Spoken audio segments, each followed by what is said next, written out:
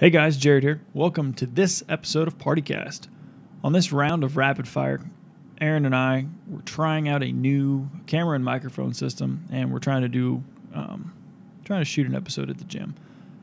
During that, we did experience some camera and microphone issues, just kind of the nature of experimenting.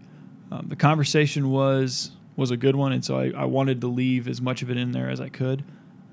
There are some times during the episode where we kind of have some weird cuts, and during the last 5 minutes or so, one of our microphones develops a hum, and it is pretty noticeable. I was not able to take that hum out when I was doing my editing, but like I said, I think the conversation was such that I wanted to leave it in there.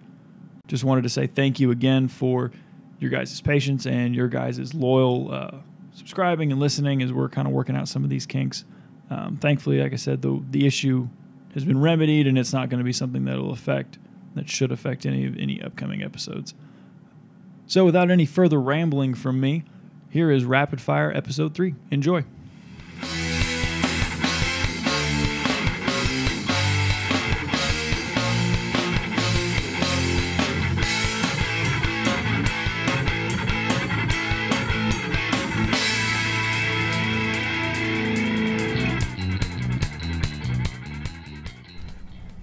All right, so here we are. We're in the gym.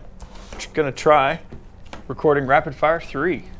This might be kind of a new way we do some of these podcasts. So it feels like we really have to look at the camera now. It does, because it's like right in front of us, and like this is gonna be weird. It's all right. We're gonna work through it and keep experimenting, because that's what we do around here. So Rapid Fire, for those of you that don't know, we're just gonna answer some questions that you guys have given us on topics you guys are interested in. So keep those coming in, and we'll keep answering them. What we got first, Erin? All right, first question is keto. Why doesn't it work for me? Oh, man. So keto is one of those things that I'm sure, like if you've been on the internet for any length of time, that you have heard about.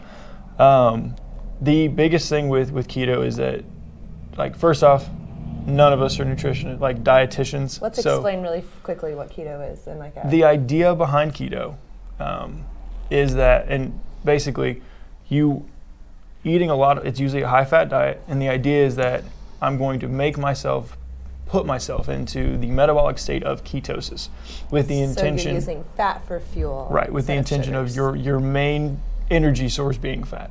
Now, in theory, that's not a terrible thing, because fat is it's a very efficient, like you get a lot of bang for your buck, but it takes a lot of time in order to convert fat to energy. So the problem with it is that a lot of times, if you're looking at something, if you want to work out, if you want to do any kind of high performance activity, anything that's going to require glycogen, it's going to be a lot more difficult to get through those, because your body basically is going to have to create glycogen through glyconeogenesis in your liver. It's going to have to create that in order for you to have that to burn for any kind of rapid or explosive work. The biggest thing is that a lot of people are eating keto, but are not actually in ketosis. And so that's then they're just eating a high-fat diet. Right. Yeah. I know the person who said this question, and I know she's trying to lose weight. So what I think, because of what you just said, fat gives you a lot more calories than carbs or protein, right, your other macronutrients. Yeah. So if you are used to eating timing-wise or the amount-wise, the same as what you were eating, and just changing that macronutrient to fats, then you're getting a lot more calories. Mm-hmm. So you have to make adjustments. One of the things, and so like I said, kind of on the front end, neither of us are registered dietitians. So there are a lot of factors that go into whether or not keto would be a good or bad, quote unquote, good or bad choice, or the correct choice for you. Mm-hmm. In generally speaking, and people I've talked to in the research, it's really good in the short term if you've got big issues. So if you're talking about you're in the hospital, you've got people that are their insulin sensitivity is in the tank, and you need to have basically an extreme intervention on their behalf in order to put them in a place where they're not going to go into some major issues. The problem with it is that in general, it's not sustainable over the long term. You've got to do some real kind of creative programming and eating and stuff in order to make it work over the long term. It's just not really what I would consider sustainable. So there are better ways to get very similar responses if you are not in that extreme danger zone. Yeah. So. And the extreme would be like ketosis. I think like a high-fat diet really can be beneficial short-term for someone that's having hormonal issues. Mm-hmm. I'm thinking about people who have been like chronic dieters and they are just depleted. I mean, people's hair starts falling out. You know, they lose their women lose their menstrual cycle, things like that. That's a really good time to up your good healthy fats. I agree. And like the thing is that a lot of these issues, like any kind of diet, like our bodies are very well built, and giving it very wide-ranging, nutrient-dense foods, a well-rounded diet of good food, actually good food, your body's going to do what it needs to do, rather than us trying to always outsmart or feel like we have to. I have to be on this diet. I have to be on whatever the next big thing is. Like our bodies were built to operate off of real good food, real food that is good for you. Enough, but not too much. Right, yeah. And that's kind of leads into our next question. Next question. What are some tips and tricks to avoid compulsive or binge eating? Oh man, so like I have a really bad habit of if it's out and available in my house, I will just mindlessly kind of snack on it. Like I got like a bowl of I had like those little bags of M&Ms, like the party size bag. And like I left it on the counter, thinking like, oh, I'll just eat some here and there. And like I would catch myself like mindlessly walking through my house and grabbing handful here. And next thing you know, the bag's gone and it's been like less than a day. And you're like, okay, that's not a good thing. So having good food options available. I had a roommate who used to keep a lot of snacks in the house. And that was a really hard thing for me, was then making sure that, okay, I've got to make sure that my snacks, if I'm going to snack, I've got to make sure that it's good stuff that's available for me. Mm-hmm. And that I leave his stuff alone. So planning and just setting yourself up for success. If you know that you are going to be a person that can't sit down with a bag of popcorn and watch a movie because you're going to eat that and then a few other things, portion yourself out something and don't let yourself go get something else. Yeah. Like I had that issue with like ice cream. Like if I could sit down with a big thing of ice cream, I'm going to eat the whole thing. So like I will give myself what I know I want to eat and do whatever I'm doing, and not just keep digging into that bottomless supply of food in the house. Yeah, I think it's really important to learn your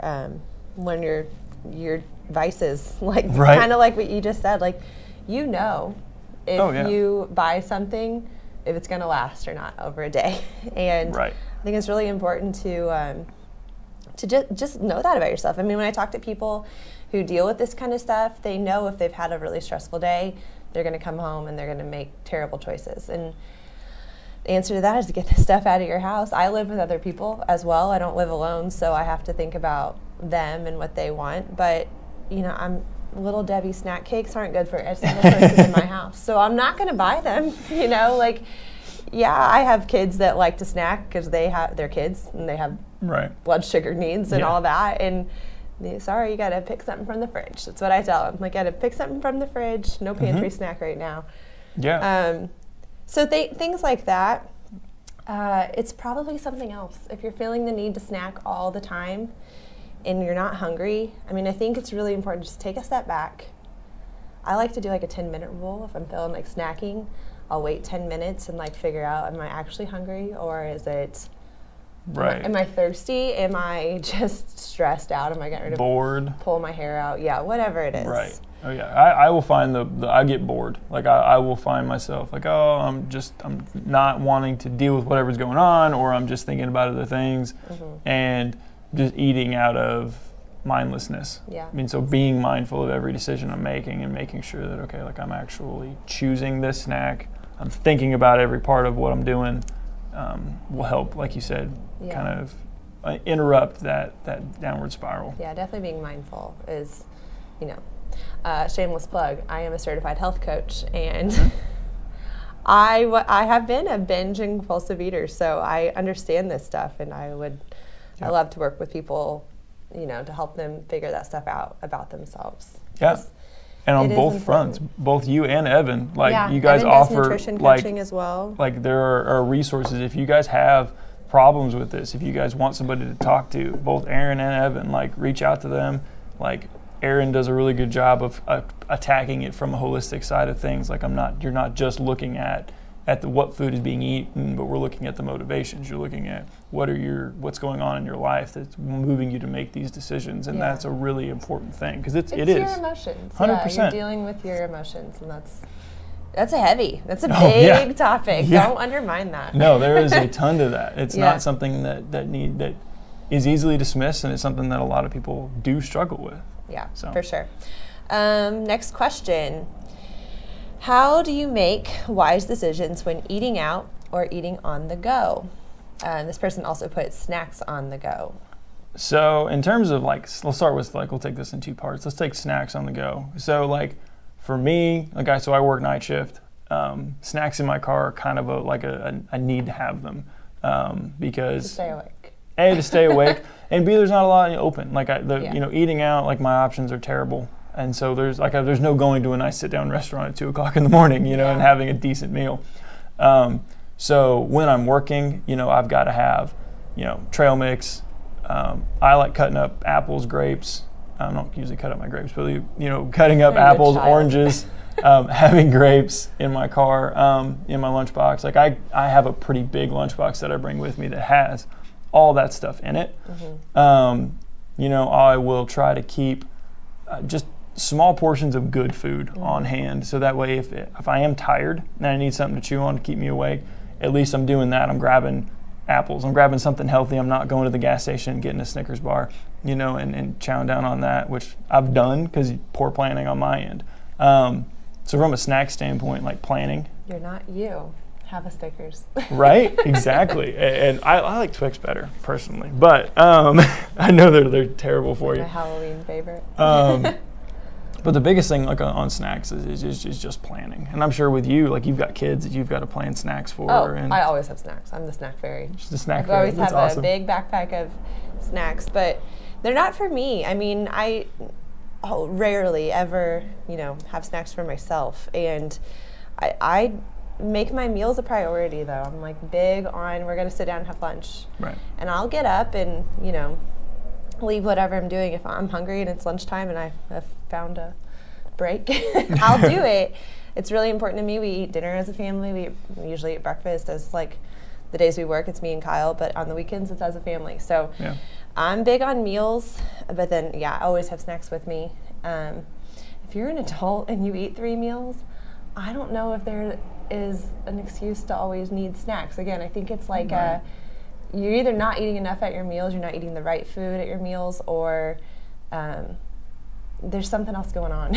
Right. And I think too, like there are people, and and that's harsh. I hate to be that harsh, but everyone's always like, I agree. Snacks. And I'm like, you don't necessarily need them unless you're like, maybe you're eating 6 meals a day. And that's okay too, but plan for that. Exactly. And I tend, so my personality, I tend to be more of a grazer, like I like to have more meals that are a little smaller, kind of just consistently. And my work schedule is such that I can usually do that because there is no set time for us to be able to eat. We try to eat around 2 o'clock in the morning is usually our lunchtime, quote unquote. But if something comes out, you're dealing with it. We've had nights before where I'm eating my lunch at 6 a.m. right before I'm getting off duty. Like that's just part of it. And so having little things available to me that I can just kind of snack on in between, like I've been eating trail mix because I'm driving to my next call because I'm hungry and I need to get something in my stomach so that I don't bite the head off of the next person I'm about to deal with.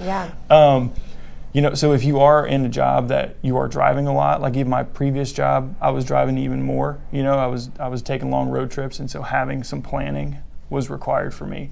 If you're in that position, then do that. And to that extent, going into the eating out, if it's because you are eating out because you work, you can plan better.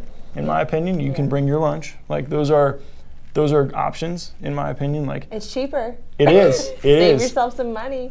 I also understand though there is the social aspect of it. Well, everybody from work's going out. Yeah, I know. Like for my husband, people are coming in his office all the time. Sometimes Right. he just has to get out of the building to Yeah. go somewhere, and I get that. And the thing is so then if you can be that weirdo, and I've done it, be that weirdo that brings your lunch box into the restaurant, and you just order like an appetizer or something just so that you're not offending the waiter or whatever, and make sure you tip well.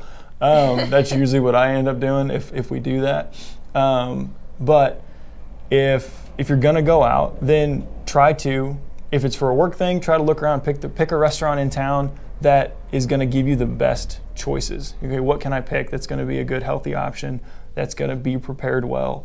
I'm not, like, if I can avoid it, I'm not gonna hit a fast food place. And if I do hit a fast food place, I'm gonna try to pick the best option. What's the closest thing to real food that I can get my hands on? You know, can I get a turkey wrap? Can I get something that's not like deep fried, like super fast food? I get it for you working at night, like needing fast food sometimes because it's the only thing open. But for like anybody during the day or at dinner, I don't get the eating fast food for dinner. When I see people at 6 p.m. in the line. Wendy's, man, there's like a line around Wendy's at 6 o'clock. You're just like, what are we doing? Good. Like, I'm like, what are you doing? This food is terrible. Right. Are you eating it in your car? Because if you're taking it home, it's going to be cold by then. Right. And it's 6 p.m. You have plenty of time. Even if you wanted to run over there to Kroger and get something and take it home and eat it. Yeah. I don't get it. I really don't get it. No, so people... Unless they're all high schoolers. But I doubt they're all in minivans in the drive-thru line at Burger King. Not at all. Not at all. So the crazy thing, the theme of this, when it comes to eating, it's planning. Like, if you're on the road and you're traveling, like, I get it. Like, you just got to, wherever you're going, try to, look ahead. Okay, what good restaurants are there that's on the road ahead of me? Yeah. Let's try to pick a good one. Pick a sit-down restaurant. That way you have time to actually think about what you're eating. You're getting something that's halfway decent. Yeah. But a lot of it comes to planning. Like, if you feel the need, well, I just don't have time because of this, so we're going to hit fast food for dinner. Mm-hmm. That's a planning issue in general. Like, you have 3 kids. Like, you have all of the good reasons to not have, quote unquote, not have time. And you find time to, make dinner, make meals for your kids and your family.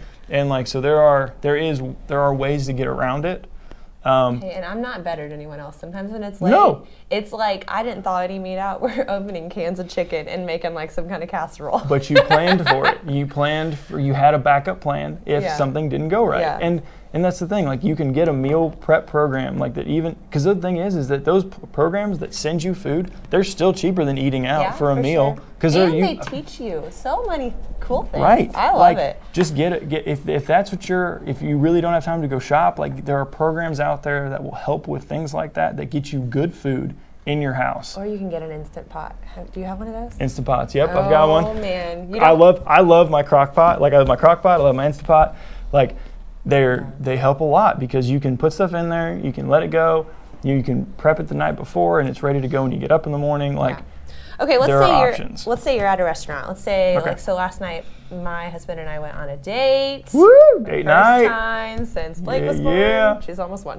Anyways, we went to 21 North. There you go. And I love 21 North. But so what did we choose to eat? Like, what do you choose to eat that's like your healthiest choice?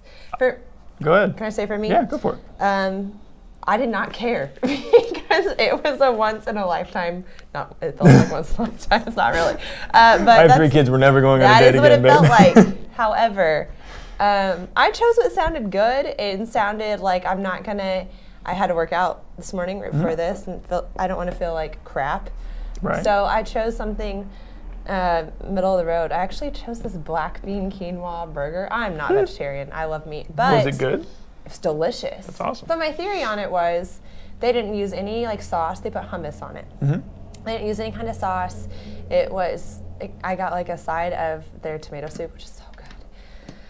But, I could have gotten just a plain house salad with like grilled chicken on it, and that would have been the healthier choice, but it sounded so bland to me. So I chose that, and I don't have any regrets about it. Wait. You can choose food options that sound good and not feel bad afterwards? That's awesome. I could have chosen, a greasy burger with all the sauces on it and everything, and that would also be delicious. And I would have enjoyed it. And that's the thing. Like, you just choose what is going to make you feel not guilty, not bad about yourself. Right. And if you're feeling like going all out, go all out by all means. Like, you got to live, and one meal is not going to kill you either. No, I agree. And that's the thing. Like, if you're planning well and everything, and you've got all your other kind of ducks in a row, going out to eat, going out to dinner on the occasion, and not being super concerned with what you're eating on that meal, because that one meal, like you said, it's not gonna throw off your anything. Like, it's not gonna throw you off. It's not gonna put you in a downward spiral. Like, that next day is a new day. Today's a new day, yeah. Start over. Like, it's not a big deal. So, like, usually for me, like, I will try. I like to enjoy it when we go out, because I don't go out to eat very often either. So I try to enjoy it. If it's something sounds good on the menu, I'm gonna order it. I'm not gonna. I try not to feel bad about it. I'm not gonna, but I'm not also gonna go all out. Like, this isn't gonna start. Now if I want, there have been plenty of times where you wake up and, like, you know what, pizza sounds really good. I'm gonna get some pizza because it sounds good, and that's okay. It's one meal. That's not the end of the world. Were you trying to segue to the next question? It worked out. I didn't intend to. Speaking of pizza, our next question is, what pizza crust is best for no sugar or no gluten, a no sugar and no gluten diet? So my vote on this one is to just like make a homemade option. Google it, like that. Yeah. That tends to be like, if you're wanting to have complete control over what's going in what you're eating, make it homemade. There are a lot of recipes and options out there. I know my mom made homemade pizza crust. My dad's done it too. It's pretty good. Like, it was always good. Yeah. I know that there are some. I don't know how. Like, I think you can do like cabbage based, or not cabbage, cauliflower. Cabbage. Don't do cabbage. Don't listen to me. Just get a big cabbage leaf out. That'll be low calorie. Oh, that sounds disgusting. I love cooked cabbage. But cauliflower, like, I know people have done that. I personally didn't enjoy Costco has a cauliflower crust pizza. It's pretty good. See? Yeah. And I love Costco. On the snack and the food front, from a planning standpoint, Costco, like, get a Costco membership. Like, those places allow you to save some money. Like, I bought a 50-pound bag of rice. Yeah. It's awesome. Yeah. Like, I am set on rice for a while. I think this pizza question is funny because it says for a no sugar diet, which we know that you can get gluten-free options at a lot of pizza places, like the Griggs Pizza here in town. Yeah. I've gotten a gluten-free pizza from there. It tastes like cardboard. It was not good, and their other pizzas are delicious. They are. Unless you have a gluten intolerance, why do you need a gluten-free pizza? Right, I agree. I think it's funny that they asked about no sugar, because I would love to find a pizza sauce at a restaurant that does not have sugar, because I feel like that is.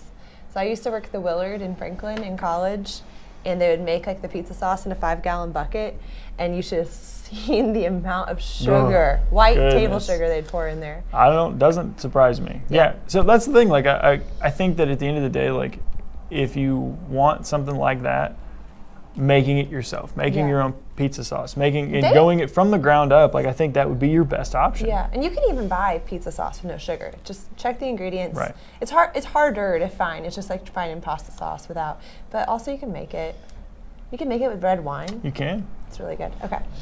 I think we covered that. I think we covered that one for sure. If you're going to drink alcohol, what is the best choice? All right. We both drink alcohol. We do. So. We do. All three of us do. Yep. We are fans. I personally, like, so when it comes to alcohol, if you're going to drink, like, enjoy what you're drinking. Like, personally, I tend to pick higher options. Like, so if I'm going to drink a beer, I will generally pick something that may have a higher alcohol content, that might be a little stronger, something that's like a craft beer of some kind, an IPA. You don't just throw back Bud Lights in your house? I have, but like, I try to pick things that are a little, I don't know, more rich, I guess, because I don't want to have as many of them. Like, I'm drinking it for the taste, I'm drinking it to enjoy it, I'm going to have a few, and I'm going to call it a day. I think if you're drinking with the intention of getting drunk every single time, like, we got other issues probably to address. But I did that once. I have. I did, and the thing Every is like Tuesday, Friday, and Saturday. Yeah. right. And from a working out standpoint, there's kind of a big move in the college aged, world of like, oh, I'm going to work out on Friday night, and then I'm going to go get obliterated at the gym or at the bar. Yeah. I'm going to regret it. Lifestyle. It is. It's a terrible lifestyle. And the thing is that workout is worthless. Like you're put that level of poison in your body right after you get done working out. You're not recovering. None of that workout like is going to be not completely wasted, but like you're not getting the benefits of that workout. That much alcohol, like the binge drinking side of things, getting obliterated, like that level really keeps your body from going into any level of recovery. And there's plenty of research to support that and back that up. Have you heard the research that, they, generally speaking, people who drink regularly are not more overweight than people who don't drink regularly?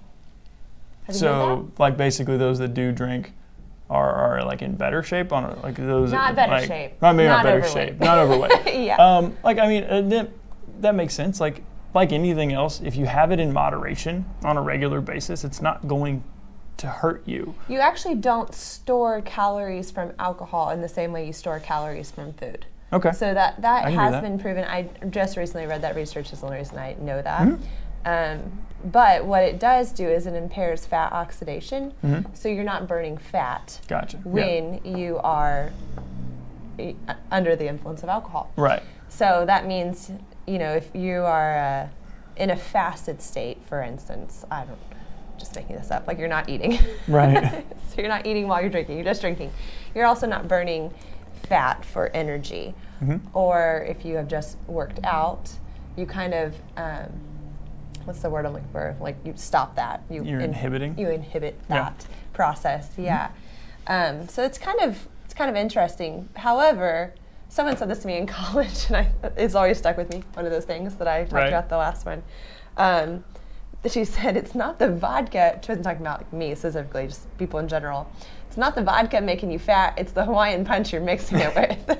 Right. And I thought that was so true because, it's like the sugary drinks, if you're drinking like rum and Coke or, Jack and Coke or whatever, it's not necessarily the alcohol, it's, what you're mixing it with, or the flip side of that, how more inclined are you to overeat if you're drinking? Right. So exactly. So it kind of goes back to, again, like what we've talked about with eating and anything else, like moderation is your friend. Having a little bit of this, having a little bit of alcohol, having a little bit of, food that you would consider, to normally be quote unquote off limits, like that is a very, like an elimination way of looking at things. Like if you're gonna keep those things out of your life, like you're gonna want them more and you're gonna be more inclined to binge on them. Yeah. So if you want to have a little bit of, if you want to have a Jack and Coke, have a Jack and Coke. Limit it to that. Like don't have 5 and then eat a house in the process. Like, making sure you know yourself and allow yourself to have little things that you enjoy that will help you kind of maintain an overall compliance on what you're doing. And there are some out, like there's plenty of research backing up, a glass of red wine is good for you, the antioxidants in those, and that's fine. Like if you enjoy those things, have those things. Don't, at the same point, don't go overboard with them. And be aware of what you're doing. Mm-hmm. Like when I drink, I don't drink every day, but when I do, I'm like, these are extra calories. They are. They are going to make me feel kind of like not great the next morning. Like think about what you have planned for the next day. I think we should maybe back it up a little bit and talk about like what to choose, because I guess that was the question. Right. What are the best choices? I mean, I like beer. Yeah. So like I will, whatever beer I'm picking, like I'll try to pick a good one. There's a lot of options. Good tasting, If you're gonna go the liquor route, pick a higher quality liquor. Tequila has some benefits to it. I like whiskey personally. Yeah. I like whiskey. Has a lot of sugar in it. It does. It does. You got to take those things into account. Yep. And so that's, again, those are kind of those things of, I like to try to pick a higher end option that has a better flavor. Yeah. That I'm drinking to enjoy the flavor. I'm drinking to enjoy what's going on. Not, I need this for social lubricant. like, or I need it because like, woo, yeah, like I'm gonna get turned up. And exactly, I am not the person to say any of that. Oh, you're so cool. It's bad, right? Turn up. Right? Okay. You can tell I'm fun at parties. I like wines. I hate being out of control. I can't do it. Like I can't be drunk. Like, I just don't. I hate that feeling and version of myself. I was just going to say one more thing to the drinking thing. So there's a book. It's called Good to Go. I haven't read the book, but I just listened to the lady on a podcast talk about the study that she ran. She's like a researcher, and she is a marathoner, and like her husband is well, and they live in Colorado, and they consider themselves craft beer snobs. Nice. She says that like every time they do like a trail run or a, like mountain biking trail or whatever, they always go to a brew pub afterwards. Nice. And she was like, I wonder what the effect is of like, you know, beer after your workout, like how much that impairs your next workout, or, you know, impairs your recovery after that one or whatever. So she actually ran a test on, it was like a treadmill test, and she got like a wide variety of participants, male and female, old and young, marathoners and not. They were all some form of runners. It was basically a run to exhaustion test, which for most people was around like 45 minutes. So anyways, she did it like controlled group, and then a group that got beer right afterwards, and they were going to do it again like the next day, and the other group got like Gatorade afterwards. And what she found, there was not a big difference at all. But what she found was the women in the group actually did better the next day. Isn't that interesting? They had the beer. Yeah, and I would imagine like with all of those things, like with any of this stuff, the dose response matters. You know, so like the amount of alcohol you put down is gonna matter. You know, her point about it is that you really can't trust these studies. Right. No, and that's a good point. Like, and the thing is that like any research, if you take anything away from any of the stuff we've ever talked about, any research you look at it with a critical eye. Look at it as this is good information to use, like, and just keep in the back of my mind. But this is not the gospel. This is not my end-all be-all. Like, research is always coming out with new and different things. Yeah. And just use it to inform a little bit, but don't think of it as like the golden rule. Self-observe. Right. How do you feel after drinking? I want to do another plug, not for anything I sell or anything like that, but Dry Farms wine. You said you've never heard of that. I asked you. No sulfates in it, and no tannins. Is that right? I don't know enough about wine. But it's organically grown, so none of the grapes have pesticides on them or anything like that, which that does affect, for sure, you know, your wine for sure. But it's a little bit more expensive. But look them up if you like wine and want wine that doesn't give you a bad hangover the next day. It's pretty cool. Dry Farms. All right. Dry Farms. Interesting. All right. Well, due to all kinds of wonderful camera and battery and sound issues, we'll see how this episode turns out, guys. Thank you for sticking with us through this learning experience. We're going to continue to hopefully get better at it as we go along. I miss the headphones. I like the headphones. Yeah, so this is like I said, this is a tool we may use a little more here in the gym, or kind of have some options for content moving forward. So as always, guys, like, rate, subscribe. If you find any of these interesting and you think your friends would, share them, send them to them. You know, that's how we get more people listening and get more availability for content. So any questions you guys have, send them to the email account, partycast@gmail.com. DMs. Write them on the whiteboard. Write them on the whiteboard if you come in. For the few people that are not from around here, you know, send them our way. Hey, shout out to our few listeners in Germany. Hey, thank you guys, and we'll see you next time. Woo! Thank you for tuning in to this episode of PartyCast. Check us out on your favorite podcasting site, and remember, each episode is also available on YouTube. Thank you for joining us on this adventure, and we will see you next time.